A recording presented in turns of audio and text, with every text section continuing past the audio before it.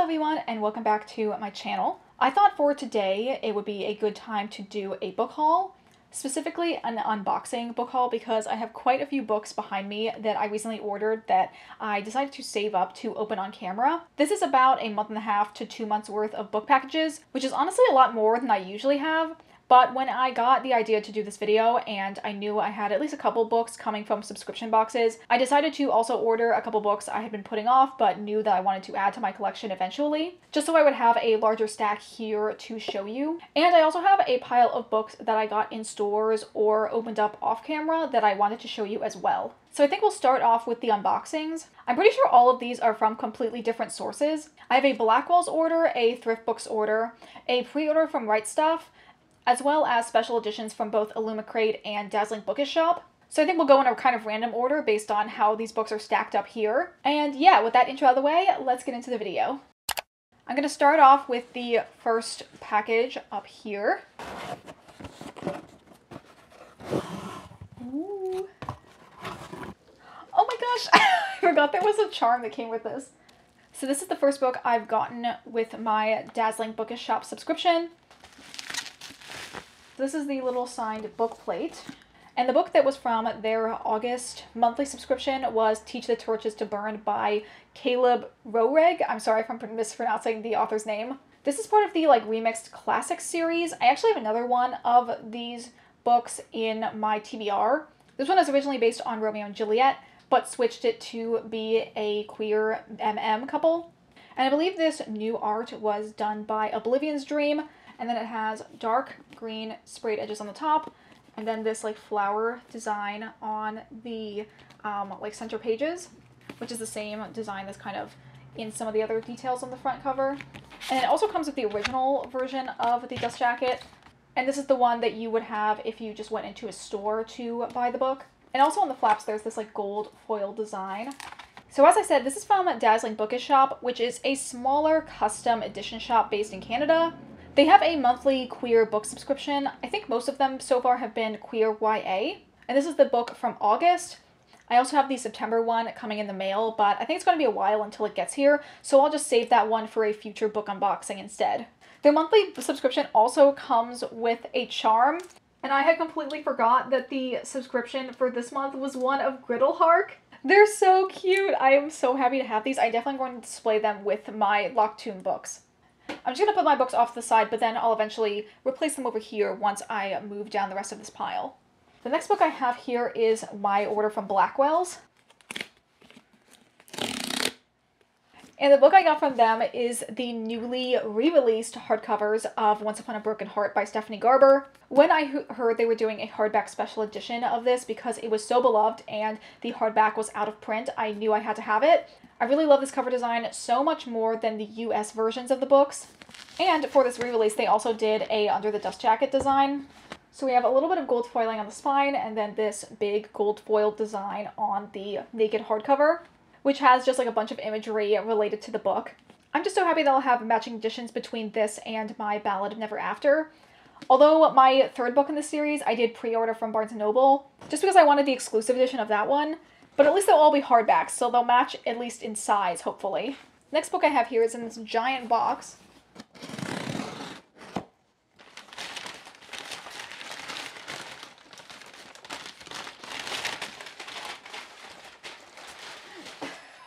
Yeet that over there.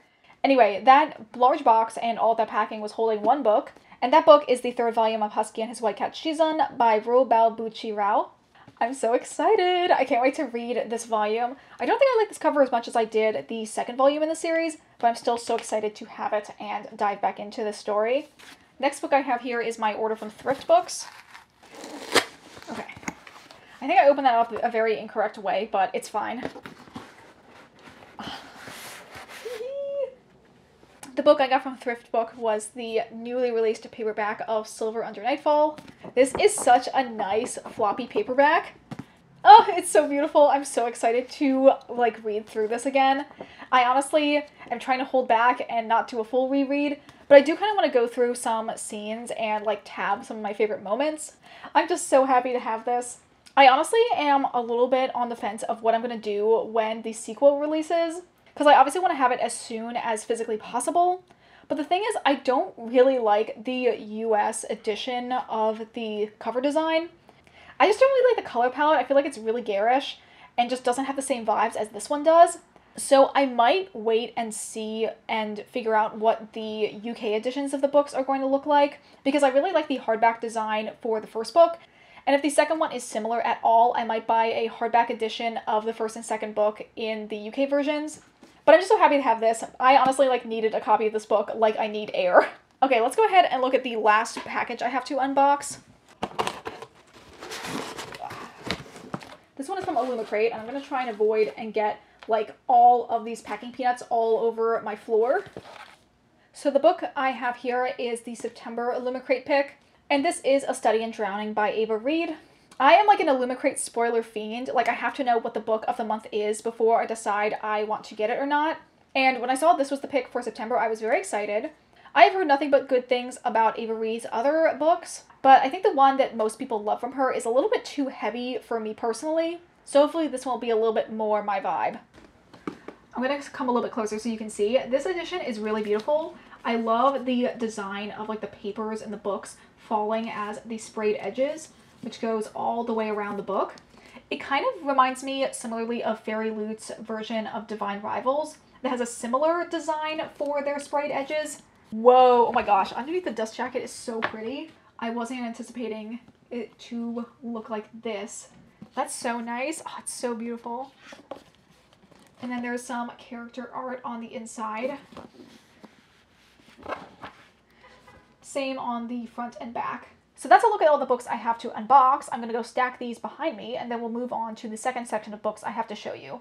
Okay, now we have our stack of books over here. And let's add to that pile by showing you all of the books I either bought from in-person stores or previously unboxed, as well as one I found from a little free library that I'm very excited about. The first book I have is They Can't Kill Us Until They Kill Us by Hanif Abdurraqib. This is a nonfiction collection of essays about different musical artists. I think it also has a lot of memoir elements to it. I heard about this book from Mina Reed's channel. She specifically was talking about a particular essay that focuses on Fall Out Boy and the author's relationship with one of his best friends who he bonded with because of that band. And she made it sound really, really beautiful. I read the intro as well as part of the first chapter of this book as a sample, and I thought it was absolutely amazing. And I knew eventually I would buy a copy of the full book. This ended up becoming a very, very belated Valentine's Day book from my wife.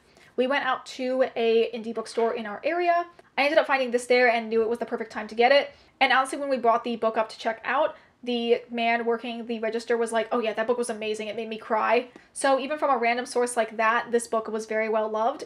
And I'm very excited to read it for myself and probably also cry at the Fall Out Boy chapter. The next book I have is another nonfiction on a very different side of the spectrum, and that is Plastic Fantastic by Eugenie Samuel Reich. This is a nonfiction book that focuses on a man named Jan Hendrik Schoen, who faked a couple different things in his scientific career. I think the most notable one was that he faked making the first molecular transistor. This book is one of the main primary sources in the Bobby Broccoli video, How a Man Faked His Way to the Nobel Prize, which is an amazing video, and I think all of Bobby Broccoli's science history documentaries are so well researched and interesting. And I knew I wanted to eventually get the book that obviously a lot of his primary research was done from. So this was a book I got kind of both for me and my wife to share. For a while, this book was very hard to find, I think because it was out of print, and because of the Bobby Broccoli video, it became more popular. So for a while, paperbacks of this book were going for $50 to $60, and I was not about to pay that for this book. But eventually, thrift books, I guess, got their stuff in order, and I was able to get this for the regular retail price. So yes, very excited to have this, and I will hopefully be reading it soon. The next two books I have are Gideon the Ninth and Nona the Ninth, both by Tamsin Muir. This is book number 1 and book number 3 in the Locked Tomb series. Why do I have the first and third book and not the second? Well, originally I bought this one from Pango Books. I also read it in the first vlog I have up on my channel. And I was really hoping to find the second book in the series, Horror the Ninth, as a paperback on Pango Books as well. But when I went to look, it didn't seem like there was anyone selling a paperback version of it, so I ended up just getting it from the library. I will definitely be buying a paperback version. I guess I'm just going to have to get one new from a store instead. But then with Nona the Ninth, the paperback version of this came out in the middle of September of 2023. So I ended up going in store to a Barnes & Noble to pick this one up. I'm going to hold off on reading this for now.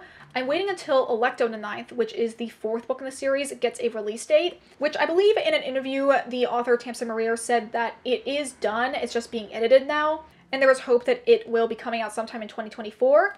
So I think once I have the release date, I'll try and read Nona the Ninth like either a month or 2 months before that comes out, so I won't have to wait like a huge gap of time between the 3rd and 4th book in the series. I just don't want to get to the end of this one and then not have the end in sight for when the 4th and final book is going to come out, so I'm going to wait and hold off on reading this one for now. And the last book I have for this book haul is Kiss Who Once For Me by Alison Cochrane. This is a Christmas-themed sapphic romance that I believe came out in 2022. And I found this actually from a Little Free Library in my area, which I think is the first time I found any queer book in a Little Free Library, especially one that is as recently released as this one.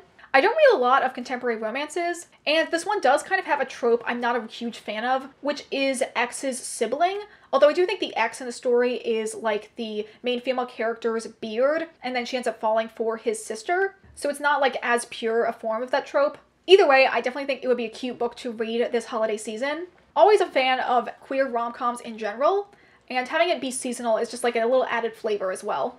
So this is a look at all of the books from my recent book haul. We have 10 books, which is honestly a lot of books for me to receive at one time. I think with the rate that I accumulated all of these books, I probably won't have another book haul up until the end of the year. In November, I have my birthday, so I'm definitely going to get some books for that. And obviously in December, I'm going to ask for a couple books for Christmas. So I'll be excited to see what I end up adding to my collection at that time. But anyway, that is going to be it for this video. Thank you guys, as always, so much for watching. If you enjoyed this video, consider liking it or subscribing to my channel if you aren't already. For a small channel like mine, it's really helpful to get me into the algorithm with you guys either liking, commenting, or subscribing. So thank you guys so much in advance for all of that. And that's going to be it for me today. I hope you all have a wonderful day, and I will see you all in the next video. Bye!